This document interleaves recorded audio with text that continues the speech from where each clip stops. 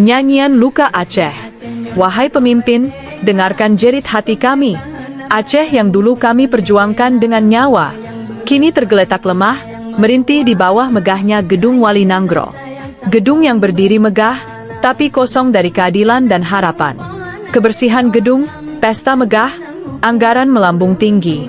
Tapi di sana, di rawa-rawa dan hutan, mantan kombatan masih melipur dengan karet, meneteskan keringat hanya untuk sesuap nasi. Apakah ini harga dari perdamaian yang kita impikan?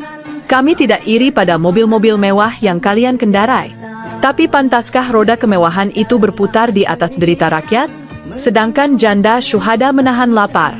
Dan anak-anak yatim mengais mimpi di balik jerami rumahnya yang hampir roboh. Di meja-meja dinas, tangan-tangan kotor sibuk menghitung untung. Proyek-proyek rakyat dirampas oleh korupsi yang berakar. Nepotisme menjadi bahasa resmi. Keadilan hanya sebuah cerita yang memudar.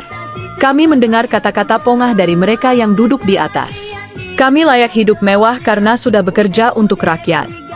Tapi di mana hasilnya? Apakah rakyat kecil harus melayani kalian? Sementara tugas kalian adalah melayani rakyat? Negeri ini tak lagi berpijak pada nurani. Dinas-dinas berubah menjadi sarang benalu. Korupsi menggerogoti sampai ke akar. Hukum kehilangan tajinya, hanya tajam ke bawah, tumpul ke atas. Wahai pemimpin Aceh, kami tidak meminta kalian jadi seperti Khalifah Umar, tapi jadilah pemimpin yang amanah, yang takut akan azab Allah, yang berani melawan para bangkir tamak, yang telah menimbun kekayaan dari darah dan air mata kami. Jangan biarkan Aceh terus berduka, bangunlah negeri ini dengan keadilan sejati. Sebelum luka ini semakin dalam, sebelum kami yang terdiam, akhirnya bersuara dengan dendam. Dukung channel ini dengan hadiah di kolom komentar. Dan